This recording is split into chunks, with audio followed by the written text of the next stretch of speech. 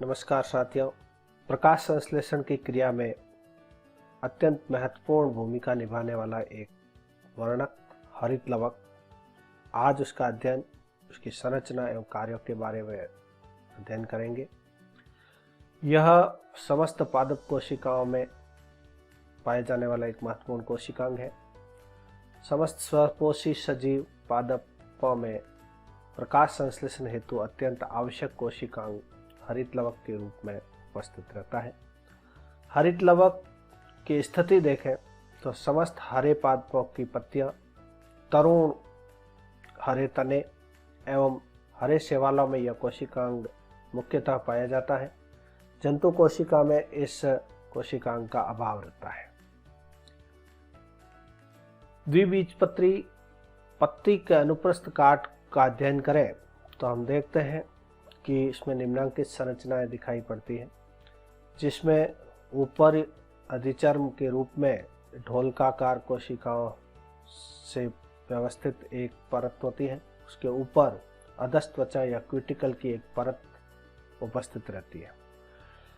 ऊपरी अधिचर्म के नीचे खंभोत्तकों की एक या दो परतें रहती हैं, जिनमें अंतरकोशिकीय स्थल नहीं होते हैं।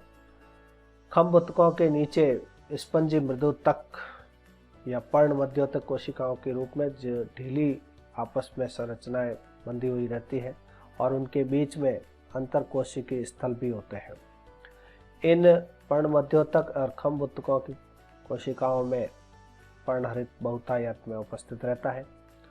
इसके नीचे निचली अधिचर्म, जो कि पुनः ढोलकाकार या ढोलक के आकार की कोशिकाएं व्यवस्थित रहती है। इन्हीं सतह पर, निचली सतह पर रंध्र भी उपस्थित रहते हैं। रंध्रों का प्रमुख कार्य है गैसों का आदान प्रदान करना एवं जल वाष्प का वाष्पोत्सर्जन के दौरान उत्सर्जन करना है।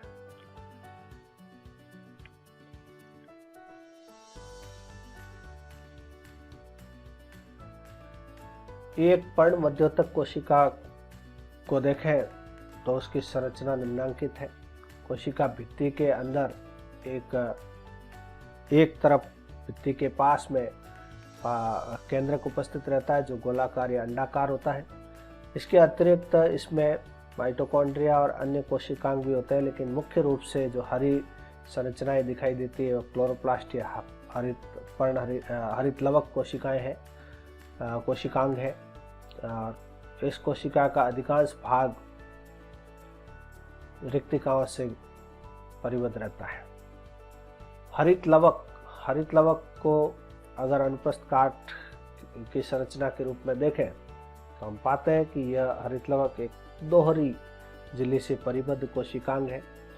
बाहरी झिल्ली, आंतरिक झिल्ली, और इन दोनों झिल्लियों के बीच में आंतरिक और अंतर झिल्ली स्थल के रूप में, जहाँ कई प्रकार के एंजाइम पाए जाते हैं। इसके भीतर की संरचना देखें तो इसमें सिक्के के समान पुटिकाएं पाई जाती हैं, जो एक के ऊपर एक व्यवस्थित होकर के ग्रेनम का निर्माण करते हैं। इन सिक्के के समान पुटिकाओं को या कोशिकाओं को मुख्य रूप से थैलेकोइड के रूप में जाना जाता है, और थैलेकोइड एक के ऊपर एक व्यवस्थित होकर के ग्रेनम का निर्माण करते हैं, और बहुवचन में ग्रेनम को ग्रेना कहते हैं।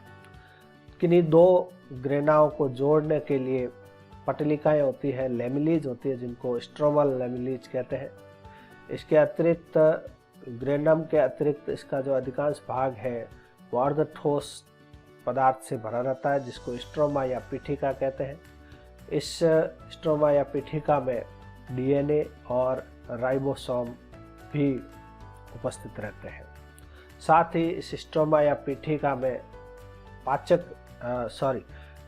विभिन्न प्रकार के प्रकाश संश्लेषण में प्रयुक्त होने वाले एंजाइम उपस्थित रहते हैं।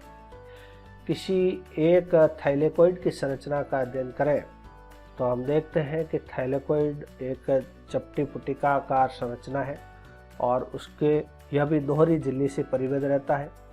बाहरी थैलेकोइड झिल्ली और आंतरिक थैलेकोइड झिल्ली के बीच में जो स्थान होता है वहाँ पर कई प्रकार के एंजाइम उपस्थित रहते हैं और कई प्रकार के प्रकाश संश्लेषण से संबंधित कॉम्प्लेक्स उपस्थित रहते हैं और साथ ही साथ इसमें पर्णहरित जो प्रकाश संश्लेषण के लिए अत्यंत महत्वपूर्ण रंजक है वो उपस्थित रहता है, जिसको क्लोरोफिल या पर्णहरित कहते हैं और इसके आंतरिक हिस्से को ल्यूमिन कहते हैं।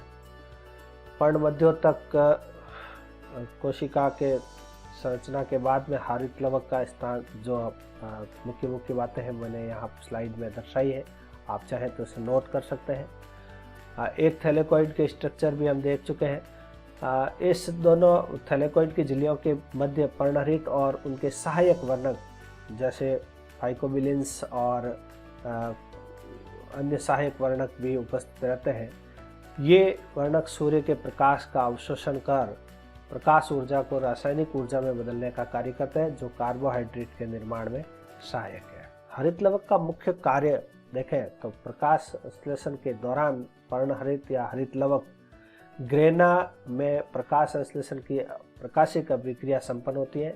ग्रेना के थैलेकोइड झिल्लियों के मध्य उपस्थित पर्णहरित प्रकाश का फास्फोरिलीकरण कर एटीपी व स्वांगीकारी शक्ति NADPH2 का निर्माण करते हैं। हरित लवक के स्ट्रोमा भाग में प्रकाश संश्लेषण की अप्रकाशिक अभिक्रिया या डार्क रिएक्शन संपन्न होती है, जिसमें केल्विन चक्र के माध्यम से CO2 का या कार्बन डाइऑक्साइड का ग्लूकोज के रूप में अपचयन होता है। इस क्रिया में स्ट्रोमा में उपस्थित कई एंजाइम भाग लेते हैं। इसी कारण से हरित लवक को कोशिका की रसोई घर के रूप में भी जानते हैं। थैंक यू, धन्यवाद।